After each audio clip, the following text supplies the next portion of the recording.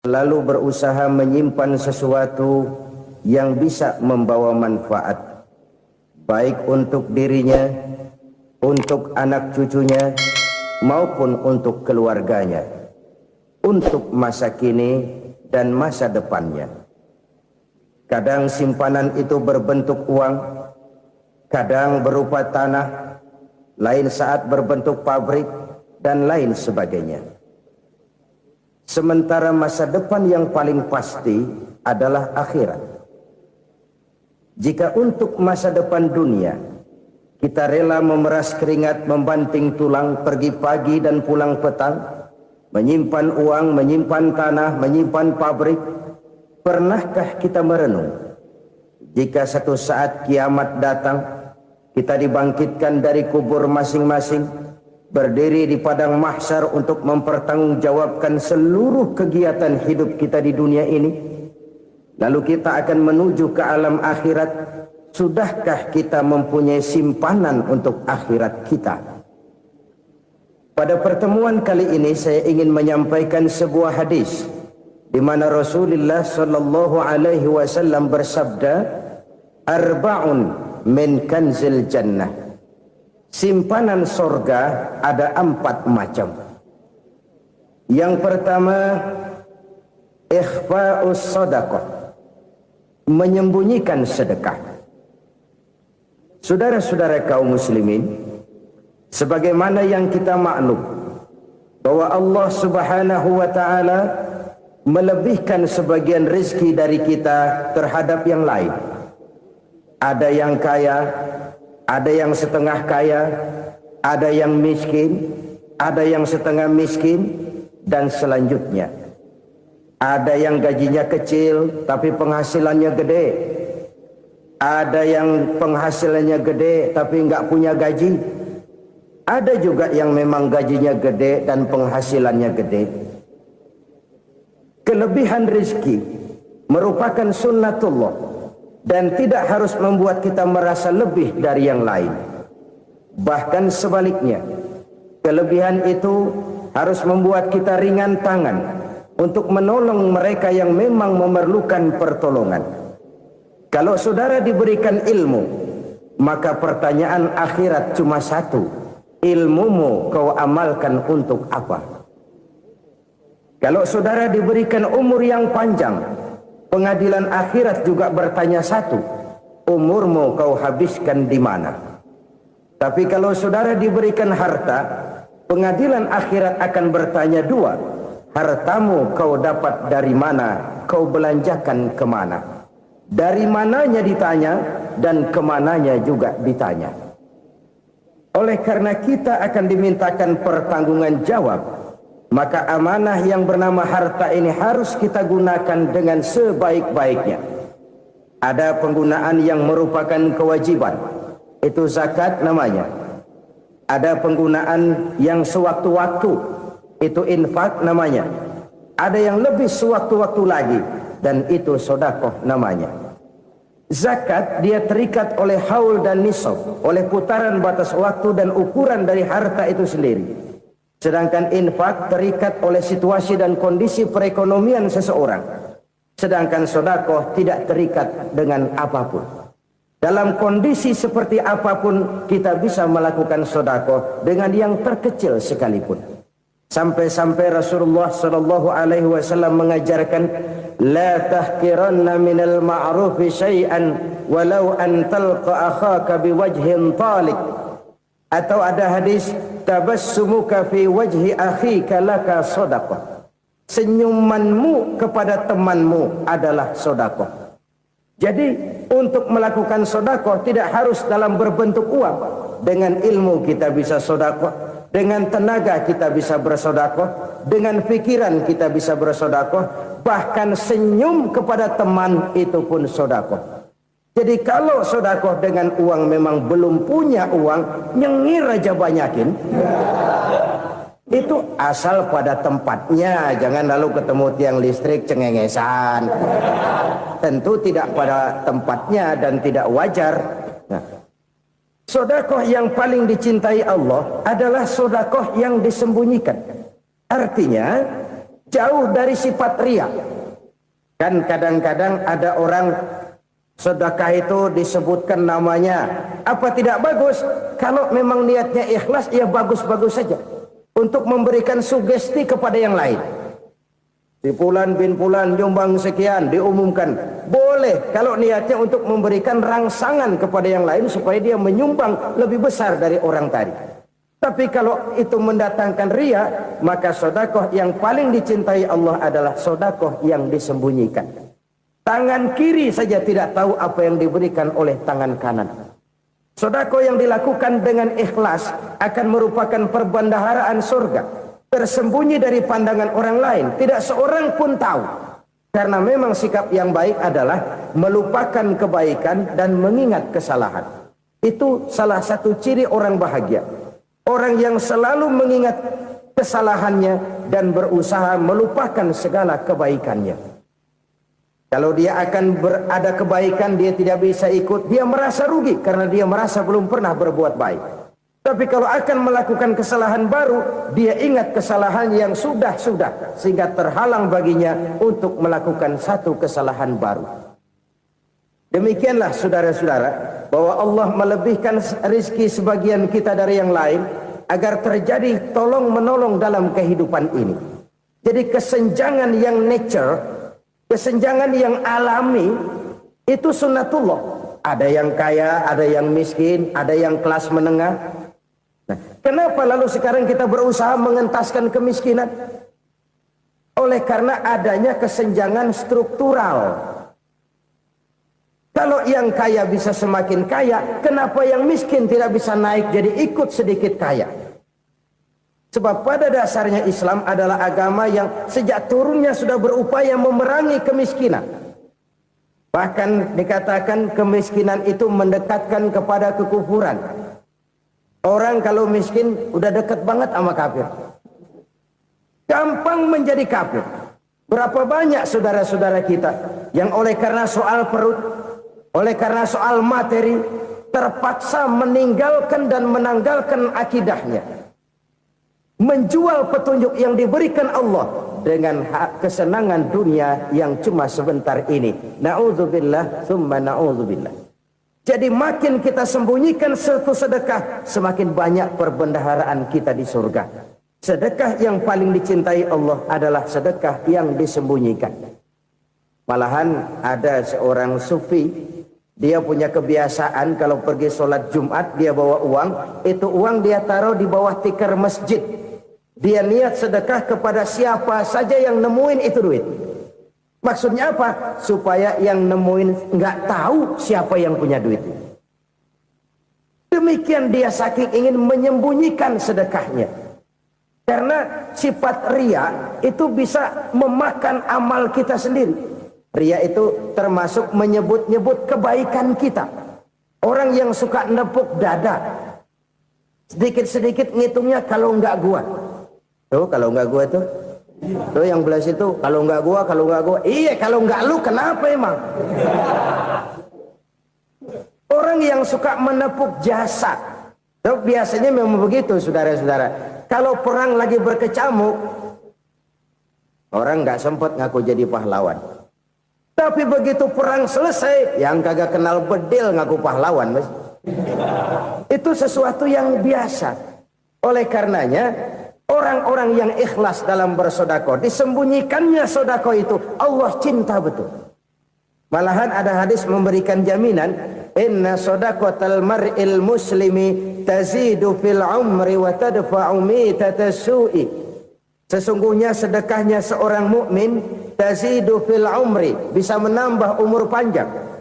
Wa tadfa'u mitatas su'i, dan menyelamatkan manusia dari mati secara su'ul khatimah. Jadi siapa yang kepengen panjang umur, banyaklah sedekah. Yang bosan hidup, pelit terus. Sedekah menambah panjang umur dan menyelamatkan manusia dari mati secara su'ul khatimah. Pak, katanya umur itu nggak bisa ditambah, nggak bisa dikurangin. Kapan? Kalau ajal sudah datang. Fa idza jaa ajaluhum la yastakhiruna sa'atan wa la yastaqdimun. Kalau ajal datang tidak bisa dimajukan, tidak bisa dimundurkan. Itu kalau ajal sudah datang. Tidak bisa lagi umur ditambah dikurangi, sudah datang. Tapi kalau belum datang, itu kan haknya Allah. Mau ditambah, mau dikurangi, hak prerogatif Allah. Sebagai pencipta manusia, Allah maha kuasa dan maha mampu. Sedekah ini menambah panjang umur dan menyelamatkan manusia dari mati secara su'ul khatimah. Itu orang mati kan sama ya, kondisinya mati, nggak nafas. Tapi hakikat mati kan lain-lain. Ada yang mati itu husnul khatimah, baik akhirnya. Misalnya lagi ngaji mati, lagi sholat mati, lagi sedekah mati. Ini yang dinamakan dengan husnul khatimah, baik di akhirnya. Sebaliknya ada yang su'ul khatimah, jelek di akhirnya. Ini yang jadi catatan akhir. Lagi nyekek botol, mampus. Lagi banting kartu, modar. Su'ul khatimah, jelek pada akhirnya. Sedekah menyelamatkan manusia dari mati secara su'ul khatimah. Dan kita semua kepengen mendapat husnul khatimah, jauh dari su'ul khatimah. Oleh sebab itu yang bisa menyelamatkan kita dari penyakit itu antara lain adalah sedekah yang disembunyikan, yang dikerjakan dengan ikhlas karena Allah, tidak karena kepengen dipuji orang, tidak karena ingin dikatakan orang pemurah. Sebab orang dermawan itu orang yang memberi tanpa harus diminta. Kalau masih harus diminta, ya belum dermawan namanya, masih harus diminta. Kalau nggak diminta ya tulus, lolos, polos. Saudara-saudara kaum muslimin rahimakumullah. Harta adalah amanat dan akan kita pertanggungjawabkan.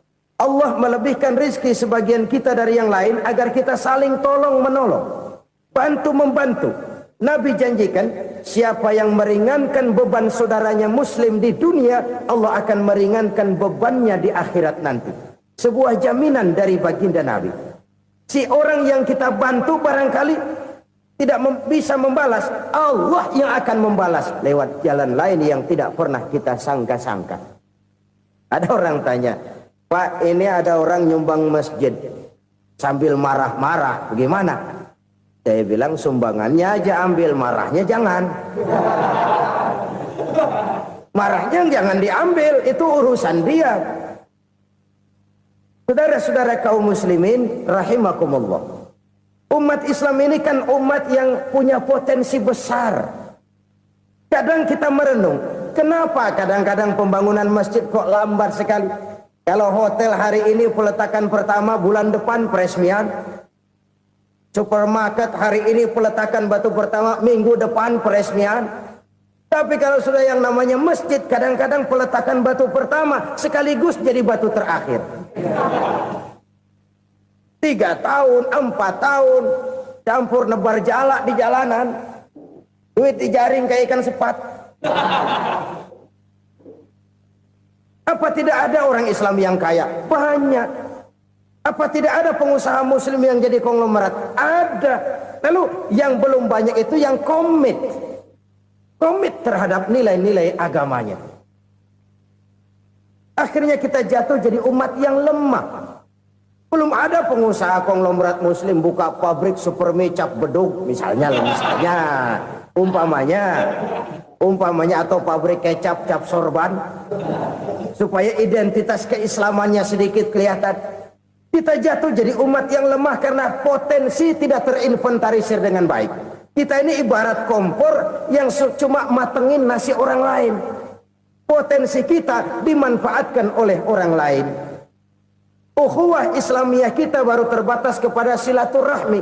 Ukhuwah di bidang ekonomi kita lemah, ukhuwah di bidang kebudayaan kita lemah, apalagi ukhuwah di bidang politik kita lebih rapuh lagi.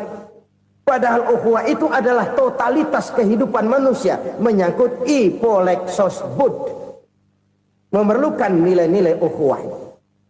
Jadi oleh karena itu mari kita menyadari di dalam harta kita, walaupun kita yang cari, pergi pagi, pulang sore, peras keringat, banting tulang, di sana ada harta anak yatim. Di sana ada hak masjid. Di sana ada hak pesantren, di sana ada hak jihad. Berbahagialah seseorang apabila dia oleh Allah dijadikan keran. Keran itu menyimpan air, tapi tidak untuk dirinya, tapi disalurkannya kepada mereka yang memang memerlukannya. Saudara-saudara kaum muslimin rahimakumullah, ini yang pertama. Jadi perbendaharaan surga adalah menyembunyikan sedekah. Orang lain nggak tahu, kita pun nggak pernah ngitung-ngitung. Kita anggap lewat begitu saja, padahal itu deposit akhirat. Satu. Yang kedua, perbendaharaan surga itu apa? Wa kitmanul musibah, menyembunyikan kesulitan. Kadang orang takut menghadapi kesulitan.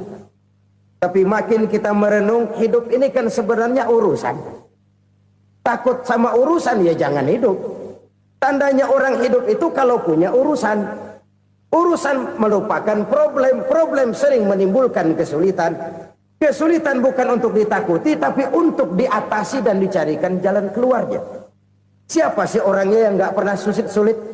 Makin tinggi status sosialnya, makin gede urusannya. Makin tinggi kualitas imannya, makin berat tingkat kesulitannya.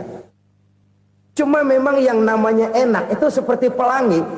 Biang lala itu nggak pernah di atas kepala kita, di atas kepala orang melulu. Lu sih enak lu, kata kita. Dia juga bilang yang enak kan lu. Pelangi itu nggak pernah di atas kepala kita. Kata tukang beca, aduh enak ya naik Mercy.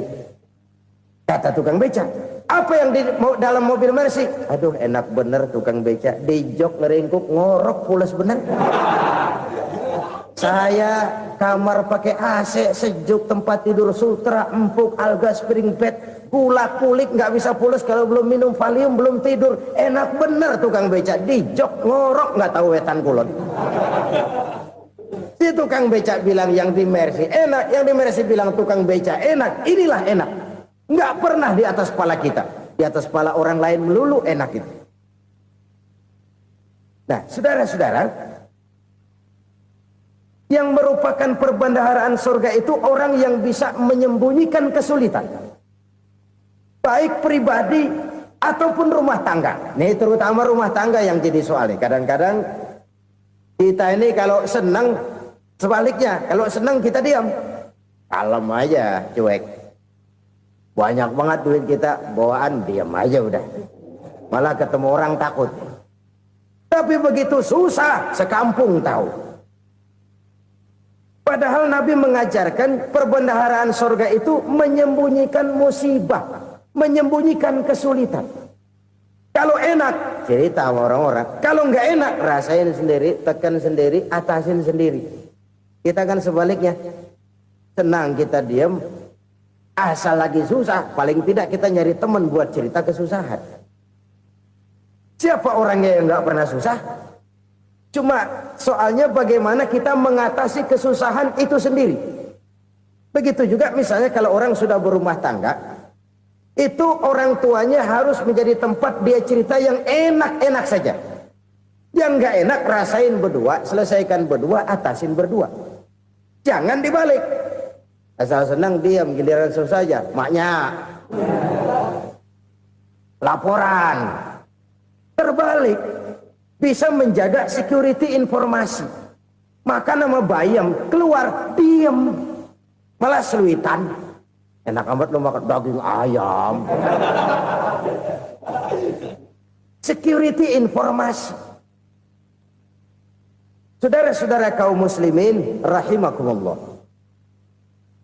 Ujian yang terberat itu yang pernah diberikan kepada para nabi, para rasul, para aulia, para ulama. Makin tinggi keimanan, makin berat bentuk kesulitan. Ayo saya kemukakan satu contoh saja. Ada seorang nabi yang kaya, nabi kaya, namanya Nabi Ayub. Iblis kalau orang begini kan keki. Ibadahnya rajin, kaya. Nih yang kayak begini susah digodain. Kalau ibadahnya rajin, miskin, kali bisa disogok. Sini imannya mantap, ibadahnya rajin, kaya, nabi lagi. Oh, tapi namanya iblis nggak kurang akal. laporan. Tuhan, kenapa Les? Ya ini bahasa saya, bahasa Qur'annya sih nggak gitu. Itu hambamu yang namanya Ayub, dia rajin ibadah cuma karena dikasih kaya aja. Coba kasih miskin dia, berhenti dia sembahyang. Ah, kamu bisa aja. Saya tahu Ayub itu hambaku yang ikhlas. Saya buktiin Tuhan, silahkan. Dibuktiin lah, iblis turun ke alam ini. Yang mula-mula dia lakukan, dia rusak sawah ladang Nabi Ayub. Dia binasakan binatang ternak Nabi Ayub. Sehingga dalam waktu singkat, jatuhlah Nabi Ayub dari orang paling kaya jadi orang paling miskin. Beliau masih ibadah di mihrab dalam masjid. Datang iblis. Saudara Ayub, ya. Lagi ngapain? Ibadah. Nyembah Allah, nyembah Allah. Oh, percuma. Kenapa? Tuhan yang ente sembah nih, dia udah bikin miskin ente. Sawah ladang ente hancur lebur, binatang ternak binasa. Sekarang ente jadi orang paling miskin. Ngapain nyembah Tuhan kayak begitu? Tekor. Udah berhenti dah ibadah, berhenti ibadah. Ini iblis sama Tuhan laporannya lain, yang dikerjakan kepada Nabi Ayub juga lain. Benar begitu iblis kata Nabi Ayub? Iya, sawah ladang saya habis, buras. Binatang ternak saya binasa, binasa. Saya miskin, bangpak. Apa jawab Nabi Ayub? Bukan innalillahi, ya ini hebat. Alhamdulillahillazi a'tani wa akhadha minni. Segala puji bagi Allah yang telah memberikan harta kepada saya dan sekarang mengambilnya lagi. Alhamdulillah. Allah yang ngasih, Allah yang ambil. Itu mah urusan Allah. Iblis cuman ibadah jalan terus, sujud lagi Nabi Ayub. Iblis seleher gondok banget.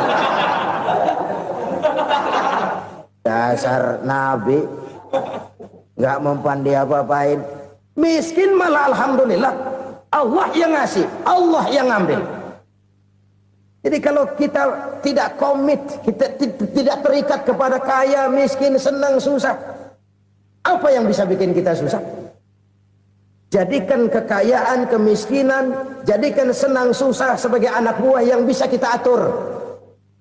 Jangan kekayaan ngatur kita, jangan kemiskinan ngatur kita. Kita yang harus mengatur mereka. Senang, susah, kaya, miskin, bahagia, sengsara, jadikan itu anak buah yang bisa kita atur. Kalau sekarang kita kaya, lain saat boleh jadi kita miskin, semiskin-miskinnya. Allah yang ngasih, Allah yang ngambil. Tenaga mana yang bisa menghalangi? Ibadah jalan terus. Iblis makin gondok. Dasar Nabi loh. Akhirnya apa? Nabi Ayub dikerjain, diberikan penyakit. Demikian fatal penyakitnya. Bayangin, udah miskin sakit. Masya Allah.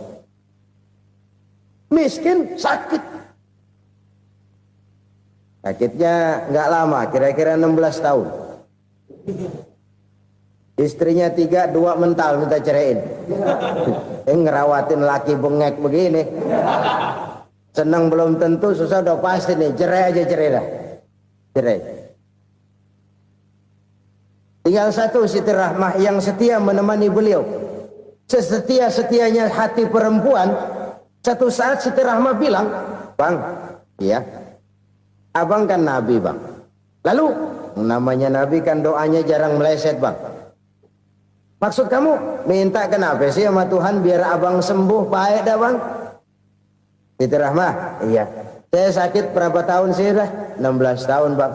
Sebelum ini saya sehat berapa tahun? Ya kira-kira 60 tahun bang. Nah coba ente banding-bandingin Rahmah. Saya dikasih sehat 60 tahun. Dikasih sakit 16 tahun. Sudah nggak sabar mau doa kepada Allah minta sembuh. Saya malu kepada Allah. Diuji dengan yang luar biasa seperti ini, tidak mengganggu stabilitas kehambaannya. Dia tetap menghamba kepada Allah Subhanahu wa ta'ala. Saudara-saudara kaum muslimin rahimakumullah. Kunci menghadapi kesulitan itu apa? Allah jelaskan dalam satu ayat, wa basyiris sabirin alladzina iza asabathum musibah qalu inna lillahi wa inna ilaihi raji'un. Gembirakan orang-orang yang sabar. Siapa mereka itu? yang apabila mendapat musibah mereka kembali kepada keyakinan dasar segalanya dari Allah dan segalanya akan kembali kepada Allah. Ini konsepsi dasar dari sikap muslim dalam menghadapi berbagai kesulitan. Segalanya dari Allah, segalanya akan kembali kepada Allah. Kalau ini sudah kondisi dasarnya, maka kita akan lapang menghadapi kenyataan bagaimanapun pahitnya. Apakah itu namanya miskin, apakah itu namanya sakit, bahkan maut sekalipun. Maut sekalipun. Segalanya dari Allah, segalanya akan kembali kepada Allah. Ini sikap hidup, bukan sekedar ucapan. Kita kadang-kadang menjadikannya sebagai ucapan. Mulutnya sehingga berhenti, innalillahi wa inna ilaihi rajiun, tapi nangisnya terus gerung-gerungan. Bukan itu, ini kesadaran moral. Kalau segalanya dari Allah, segalanya kembali kepada Allah, kan sebenarnya cuma nunggu giliran. Hari ini saya nyembayangin dia, entah hari apa saya disembayangin orang. Hari ini saya antar dia ke kubur, entah hari apa orang nganterin saya ke kubur. Hari ini saya tahlilkan dia, entah nanti kapan orang tahlilkan saya. Segalanya dari Allah, segalanya akan kembali juga kepada Allah. Oleh sebab itu saudara-saudara, kesulitan bukan untuk ditakuti. Kesulitan justru untuk diatasi, dicarikan jalan keluarnya. Dan tidak ada orang yang tidak pernah mendapat kesulitan. Tidak ada. Semakin tinggi status sosial, semakin tinggi kualitas keimanan, semakin besar juga tingkat kesulitan. Hanya saja bagaimana cara kita mengatasinya. Dan Al-Quran menyatakan, inna ma'al usri yusra. Di balik kesulitan itu pasti ada kemudahan. Roda itu berputar. Karena itu Rasulullah sallallahu alaihi wasallam mengingatkan kepada kita, ta'arraf ilallahi fir raha ya'rifka fis syiddah. Ingatlah kepada Allah di waktu kamu senang, supaya Allah ingat kepada kamu di waktu kamu susah. Kalau waktu senang kita ingat kepada Allah, kita susah, Allah tidak akan meninggalkan kita. Tapi kalau waktu senang kita jauh dari Allah, sujud tidak sempat, dengan masjid jauh, ketika senang kita lupakan Allah. Nanti begitu kita susah, Allah lupakan kita. Dan itu menyakitkan. Oleh karena itu orang-orang tua kita dulu bilang, kalau lagi sehat ingat-ingat lu bakal sakit nanti. Kalau lagi kaya ingat-ingat satu saat kita bakal jatuh miskin. Bahkan kalau lagi muda ingat-ingat kita bakal tua. Dan yang terpenting kalau lagi hidup ingat-ingat kita bakal mati. Saudara-saudara kaum muslimin rahimakumullah. Jadi yang kedua yang merupakan perbendaharaan surga, menyembunyikan musibah. Saudara-saudara kaum muslimin rahimakumullah. Hal ketiga yang merupakan perbendaharaan surga adalah wasilatur rahmi. Orang yang suka bersilaturahmi. Sebagaimana yang kita maklum bahwa manusia adalah makhluk yang disebut zon politika. Makhluk sosial yang tidak mungkin hidup sendiri-sendiri. Betapa dan siapapun kita memerlukan orang lain. Bodoh betul manusia kalau tinggal di tengah masyarakat tapi tidak mau bermasyarakat. Merasa hebat sendiri, pintar sendiri, gagah sendiri, kaya sendiri. Mungkin kalau mati juga ngubur sendiri. Jangankan kita di sini, di sorga saja Nabi Adam waktu sendirian bengong melulu, mondar mandir. Allah tegur dalam sepi dam. Ya ini kalau bahasa saya. Iya Tuhan, sepi ini nggak ada coret-corekan pisan ini. Diciptakan Siti Hawa baru anteng Nabi Adam. Itu di surga. Cobalah.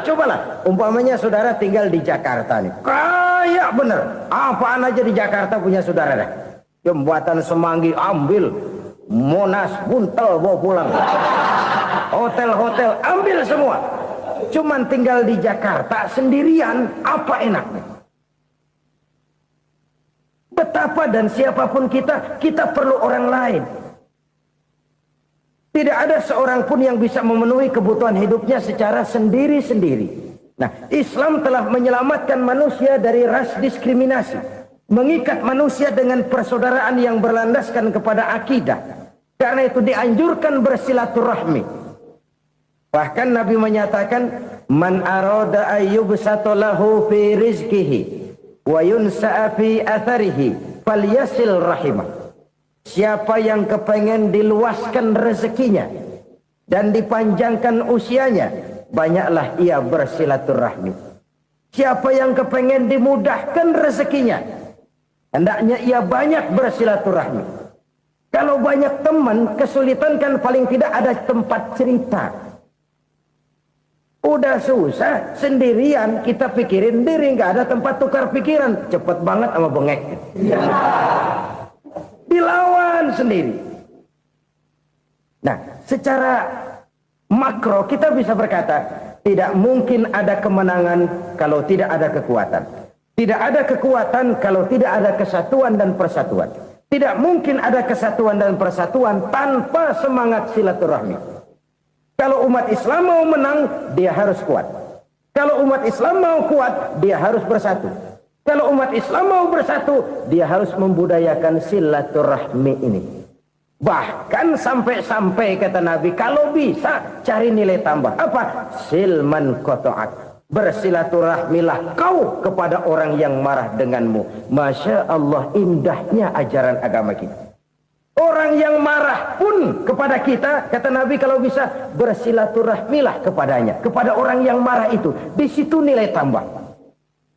Cuman jujur nih hadis, ngucapinnya gampang, ngamalinnya yang berat banget. Orang marah sama kita, kita disuruh silaturahmi, ada apa malu? Lu marah, ada gua marahan lagi. Gue pikirin. Saudara-saudara kaum muslimin rahimakumullah. Tapi ini yang diajarkan, bahkan ini yang dicontohkan oleh baginda Rasul. Bagaimana begitu mudah, misalnya satu saat Abu Jahal ini ngatur strategi bagaimana bikin Muhammad celaka. Dia gali lubang di depan tempat tidurnya. Dia tutupin daun korma. Terus dia panggil seseorang, ke sini. Kasih tahu Muhammad, pamannya sakit keras, minta ditengokin. Berangkat orang ini ke sana. Muhammad, labbaik. Pamanmu sakit keras, dia minta ditengokin. Baik, saya akan datang menjenguk beliau. Berangkatlah Nabi ke rumah Abu Jahal tanpa prasangka apapun. Abu Jahal udah pasang setil, selimut 3 rangkap setengah dia pakai. Persis kayak orang meriang. Tapi sembari ngintip dari balik selimut. Begitu Muhammad buka pintu, nah, masuk perangkap nih. Muhammad jalan menuju tempat pembaringan.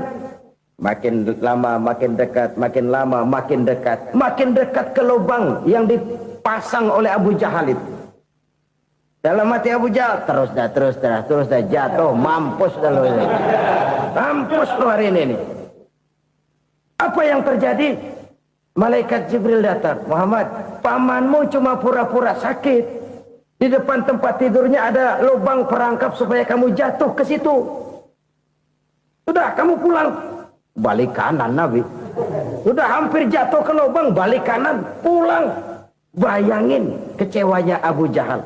Muhammad dikit lagi, Muhammad dikit lagi. Enggak, paman, saya pulang aja. Emosi bangun dari tempat tidur, enggak sadar kalau lagi pura-pura sakit. Lompat ngejar Nabi, dia lupa dengan lubang yang dia gali. Serak, nyemplung sendiri ke dalam lubang.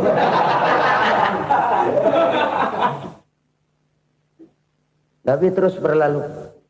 Ini terjadi keanehan.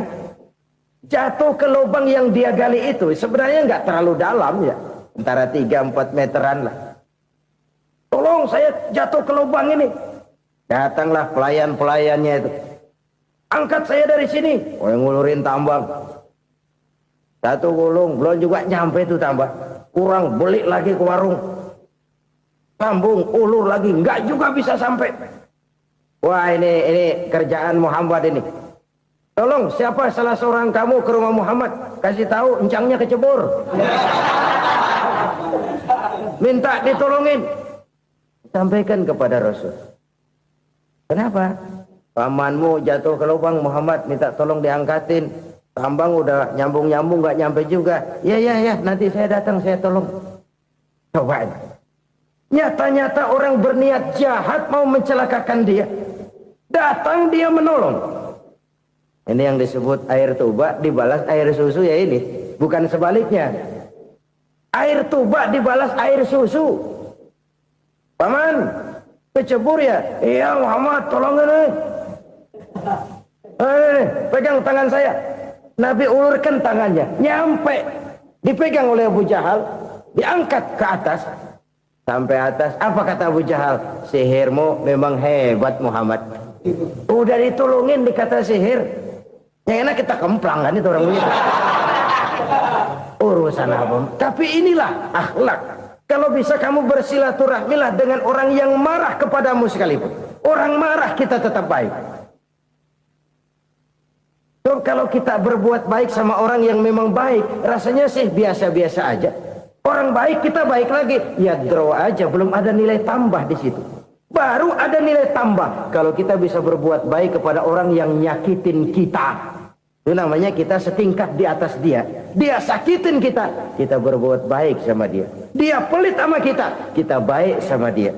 Dia marahin kita, kita deketin dia. Di situ kita punya nilai tambah.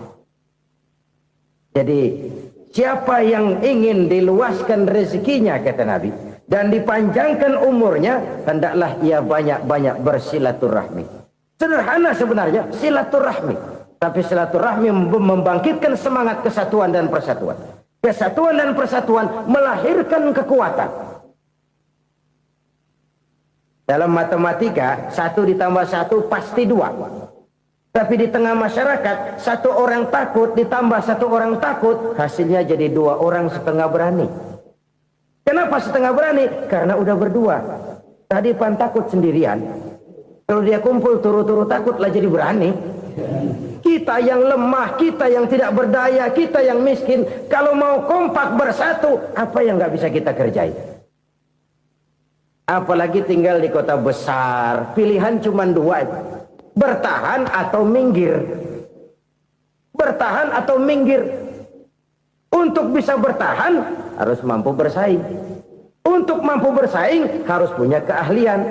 Keahlian harus ditunjang dengan pendidikan. Ditambah oleh kekompakan sebagai umat. Udah miskin mencar mulu, orang injek kita. Orang nggak pandang urusan apa yang malu. Oleh karena itu silaturahmi pada hakikatnya merupakan roh dari ukhuwah yang diajarkan oleh agama kita. Bagaimana Islam menyelamatkan masyarakat manusia dari ras diskriminasi, mengikat manusia, dan tidak ada persaudaraan yang lebih indah selain persaudaraan yang diikat dengan nilai-nilai akidah. Sepanjang orang di jalan Allah, itulah saudara kita. Keluar dia dari jalan Allah, selesailah persaudaraan sampai di situ. Karena itu, kalau ingin menyimpan sesuatu di surga, banyaklah bersilaturahmi. Datang ke rumah ini, datang ke rumah itu, dan lain sebagainya. Itu simpanan kita di akhirat nanti. Ini yang ketiga. Saudara-saudara, yang keempat, perbendaharaan surga itu apa? Wa qawlu la hawla wa la quwwata illa billah. Ucapan la haula wa la quwwata illa billah. Ibadah kan ada yang berat, modalnya besar. Bangun masjid berat, modalnya besar. Bangun rumah sakit berat, modalnya besar. Ada ibadah yang berat tapi modalnya ringan. Misalnya puasa. Puasa itu berat, mengendalikan nafsu. Kalau sekedar nggak makan nggak minum sih enteng, mengendalikan nafsu itu jihad terbesar. Tapi kan modalnya ringan, cuma niat saja. Ini ibadah berat, modalnya ringan. Ada ibadah yang ringan, modalnya juga enteng. Seperti termasuk ucapan la haula wa la quwwata illa billah.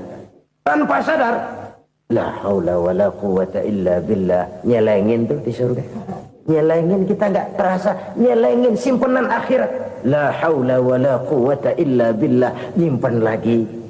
Kaget, la haula wa la quwwata illa billah, nyimpan lagi. Banyak simpenan. Walaupun sebenarnya yang dimaksud di sini adalah kesadaran batin bahwa tidak ada daya dan kekuatan kecuali Allah. Itu intinya. Kita memulai pekerjaan disunahkan baca bismillah, kan begitu. Apa itu? Kesadaran moral. Bahwa ini saya bisa kerjakan. Saya kerjakan ini dengan menyebut nama Allah. Kenapa? Kalau Allah tidak memberikan daya dan kekuatan, mana mampu saya kerjakan ini. Maka saya kerjakan ini dengan menyebut nama Allah. Bismillah. Kesadaran moral. Manusia hanya wajib berusaha, tapi nggak pernah wajib berhasil. Banyak hal-hal yang kalau kita renungkan secara rasio nggak mungkin. Tapi jadi kenyataan. La haula wa la quwata illa billah. Tidak ada daya dan kekuatan kecuali bagi Allah semata-mata. Kesadaran moral akan kelemahan dan keterbatasan makhluk bernama manusia. Kadang kita kagum dengan otak, tapi kita sering lupa sama yang bikin otak. Padahal bagaimanapun hebatnya otak, yang bikin otak pasti lebih hebat dari otak. Nggak percaya? Silahkan otak-otakan. Inilah kecenderungan. Kita kagum dengan pesawat-pesawat mutakhir, bukan main, besi gede banget terbang itu. Alangkah hebatnya. Lalu apa yang bikin otak tidak lebih hebat dari itu semua? Kita puji laut. Apa yang bikin laut tidak lebih hebat dari laut itu? La haula wa la quwata illa billah. Tidak ada daya dan kekuatan kecuali Allah. Apa yang bisa kita lakukan kalau tidak karena daya dan kemampuan yang diberikan oleh Allah kepada kita? Lahirlah sikap tawadu, rendah hati, tidak melonjak menjadi angkuh dan sombong, sadar akan kelemahan dan keterbatasan diri sebagai makhluk yang diciptakan oleh Allah Subhanahu wa taala. Jadi satu sisi ini ucapan yang berpahala, la haula, jadi wiridan. Pada sisi lain ini kesadaran moral, sikap mental, kesadaran batin bahwa yang punya daya dan kekuatan itu cuma Allah. Kita nggak pantas untuk sombong, sebab sombong itu pakaiannya Allah. Kita nggak sedang pakai pakaian Allah, kegedean. Dan makin kita renungi, makin terbentur. Apa sih yang bisa kita sombongin? Kita mau sombong apa? Kaya, pintar, itu kan semua relatif. Di atas langit masih ada langit lagi. Jadi oleh karenanya, marilah kita menyadari, manusia hanya wajib berusaha, tapi tidak pernah wajib berhasil.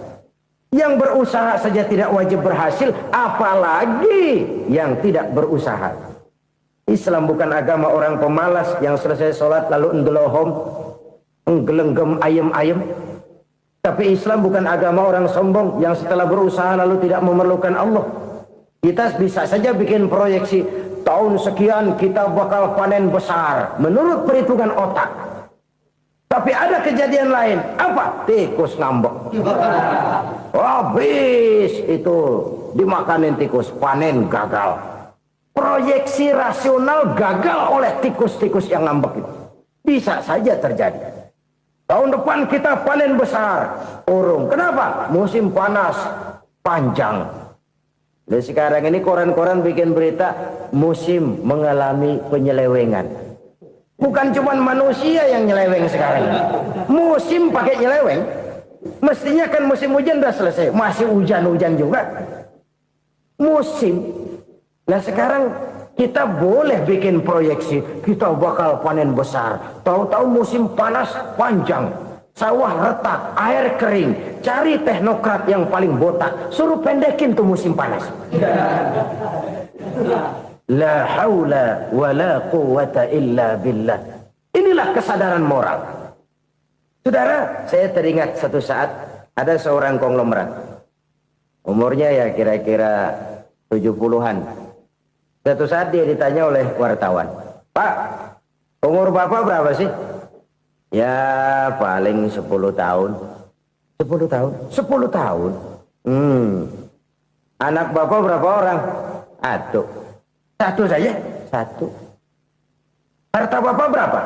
Ya paling-paling bangsa 7 juta kali. 7 juta? Iya. Pak, kenapa Bapak bohongi saya? Bapak punya buku biografi. Koran-koran, majalah-majalah banyak memuat cerita riwayat hidup Bapak. Saya tahu umur Bapak 70. Kenapa bilang cuma 7 tahun? Saya tahu anak Bapak 8. Kenapa cuma bilang 1? Saya tahu harta bapak miliaran, mungkin triliunan, pabrik di mana-mana, bank di mana-mana. Kenapa bilang uang bapak cuma 7 juta? Nah, kata si konglomerat tadi, kamu benar nak, kamu benar. Umur saya kalau jumlahnya memang 70 nak.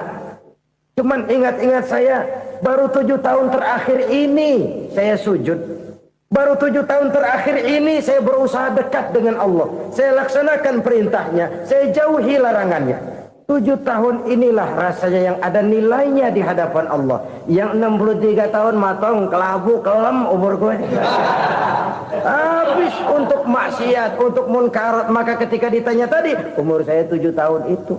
Oh begitu Pak. Oh iya. Lalu anak Pak. Anak bapak kan 8. Kenapa bilang cuma 1? Nah, kalau jumlah hitungannya memang anak saya 8. Tapi dari 8 orang ini rasanya cuma 1 nih. Yang bakal jadi buah hati, belahan jantung. Pelanjut cerita, penerus sejarah. Bakal jadi anak soleh yang akan mendoakan saya. Cuma 1 rasanya anak saya ini yang bakal jadi buah hati saya. Besar-besaran saya. Yang akan mendoakan di kubur saya. Yang akan mendoakan di akhirat saya.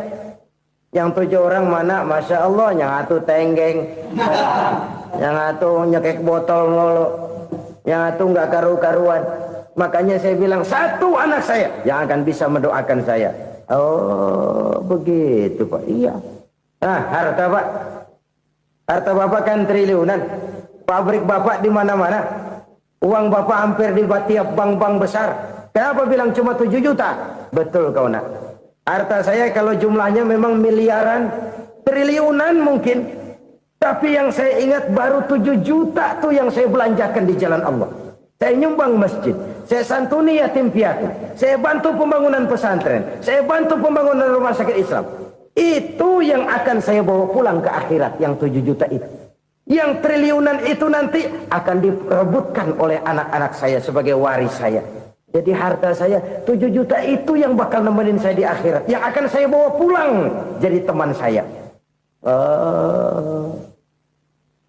Saudara-saudara kaum muslimin, jangan-jangan orang tua itu adalah kita-kita ini. Jangan-jangan kita-kita ini adalah orang tua itu. Jangan-jangan itu potret dari diri kita masing-masing. Dari sekian umur yang diberikan Allah, berapa tahun yang ada nilainya di hadapan Allah? Dari sekian anak-anak yang merupakan amanah, berapa yang akan mendoakan kita sebagai orang tuanya menjadi anak soleh? Dari sekian banyak harta yang diberikan Allah, berapa yang akan kita bawa pulang menghadapnya nanti, yang kita belanjakan di jalan Allah? Ini sebuah potret kehidupan. Karena itu kita kembali kepada la haula wa la quwwata illa billah. Kita wajib berusaha, kita wajib berikhtiar. Selebihnya, segala daya dan kekuatan hanya milik Allah saja semata-mata. Satu kesadaran batin dari setiap pribadi muslim. Setelah ia berusaha dan berikhtiar, ia menyerahkannya kepada Allah Subhanahu wa ta'ala. Jadi, satu sisi ini merupakan wiridan ucapan yang mengandung pahala. Pada sisi lain, ini merupakan sikap batin dari seorang muslim di dalam ia menghadapi realitas kehidupan ini. Saudara-saudara kaum muslimin rahimakumullah. Kalau ini kita jadikan satu basis kehidupan, maka ini akan menyelamatkan manusia dari kemungkinan tergelincir menjadi orang yang lupa diri dan lupa darat. Sebab itu Imamul Ghazali berpesan, jadidis safinah fa innal bahra amiq wa khuziz zad fa inna safara ba'id wa khaffifil hamla fa innal hamla sadid. Perbarui selalu kapalmu karena lautan sangat dalam. Bawa bekal yang banyak karena perjalanan ini sangat jauh. Ringankan beban karena kebanyakan beban akan menyakitkan. Alangkah indah kalimat ini, alangkah dalam makna yang terkandung di sana. Perbarui selalu kapalmu karena lautan sangat dalam. Apa artinya ini? Jaga mentalmu baik-baik. Pelihara imanmu baik-baik karena hidup penuh cobaan seperti lautan. Kita kalau berlayar di lautan kan kadang-kadang tenang, angin bertiup sepoi-sepoi basah. Jika malam datang bintang gemintang bertabur menghias cakrawala. Rembulan memantulkan sinarnya dengan indah. Dalam keadaan begitu berlayar enak. Tapi lain saat ombak menggunung, halilintar menyambar, angin topan bertiup. Berapa banyak sudah saudara-saudara kita yang tenggelam di lautan dunia tanpa sadar bahwa dia belum sampai kepada pantai yang akan dituju. Berapa banyak sudah saudara-saudara kita yang tenggelam di lautan dunia ini tanpa sempat bangkit lagi. Dia menyangka sudah sampai kepada tujuannya. Hati-hati kapal jangan sampai bocor karena lautan sangat dalam. Iman ini jaga baik-baik karena hidup penuh dengan ujian. Wa khuzizat fa inna safara ba'id. Bawa bekal yang banyak karena perjalanan sangat jauh. Saudara mau ke Bandung, bawa duit. Saudara mau ke Surabaya, banyakan lagi duitnya. Saudara mau ke Mekah, gepokan, iketan tuh duit nggak lembaran lagi. Makin jauh perjalanan, makin banyak bekal yang harus kita bawa. Kalau saudara dari Jakarta mau ke Surabaya, kagak bawa duit berangkat juga, itu sih bukan berani namanya, nekat. Sampai Surabaya belum tentu, sengsara di jalan udah pasti. Kenapa? Nggak bawa bekal berangkat. Sama juga kita nih, misalnya belum sempat sembahyang, mati. Waduh, berani banget orang. Belum punya bekal, mati. Sengsara di jalan. Atau bekal tidak cukup. Dari Jakarta saudara mau ke Surabaya, bawa duit 500 perak. Paling jauh Cikampek nyampenya itu. Paling jauh itu. Antara jauhnya perjalanan dengan bekal yang saudara bawa tidak seimbang. Hidup ini perjalanan panjang. A walking tour. Dimulai dari alam arwah. Sebelum jasad diciptakan, roh diciptakan lebih dulu. Dari situ pindah ke alam rahim. Dari alam rahim pindah ke alam dunia. Dari alam dunia pindah ke alam barzah. Baru menuju akhirat. Satu perjalanan panjang. Kalau bekal tidak bawa, sengsara di jalan. Bawa bekal yang banyak karena perjalanan ini sangat jauh. Wa khaffifil hamla, ringankan beban karena beban itu cuma akan menyulitkan. Kalau bekal itu sih keperluan, tapi beban nggak kita perluin, cuma ngeberat-beratin. Apa ini beban? Dosa. Kecurangan, kebatilan, kesoliman, ketidakadilan, kesewenang-wenangan. Itu akan jadi beban kita di akhirat. Alangkah celakanya, perjalanan panjang, bekal tidak bawa, beban kelewat banyak. Alamat sengsara di jalan. Pahala tidak ada, dosa berlipat ganda. Na'udzubillah, summa na'udzubillah. Kalau kita rangkum nasihat Al-Ghazali dengan kisah si konglomerat tadi, kita akan mengambil kesimpulan. Pertama, bekal terbaik dalam menghadapi gejolak kehidupan ini tidak lain adalah iman. Yang kedua, pahala dan dosa. Dua hal kontroversial. Pahala adalah bekal, dosa adalah beban. Tapi kita sekarang kan tidak begitu terangsang kepada yang abstrak. Orang berlomba mencari yang konkret-konkret saja. Yang real. Kalau memang dosa, benjol dong. Kira-kira begitu.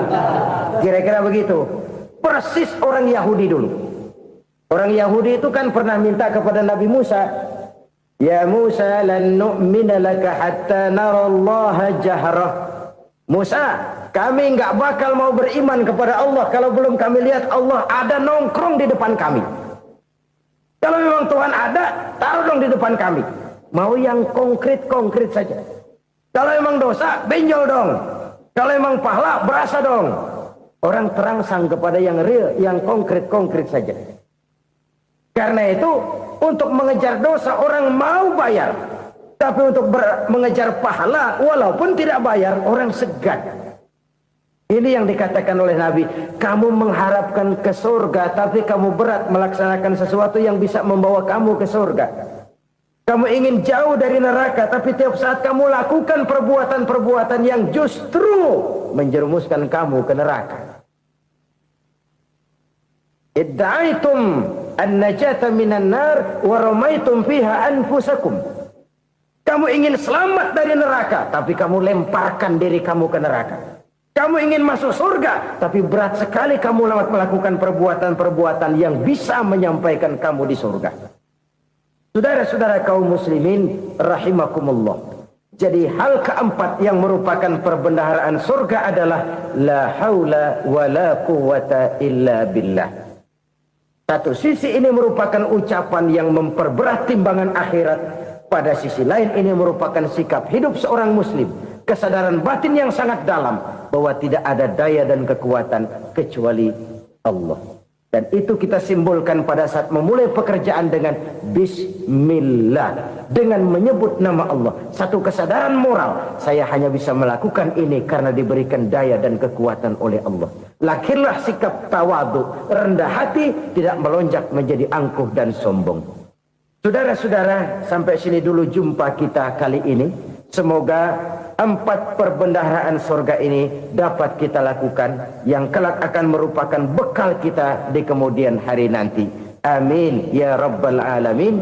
Terima kasih atas segala perhatian, mohon maaf atas segala kekurangan. Usikum wa iyaya bitaqwallah. Wassalamu alaikum warahmatullahi wabarakatuh.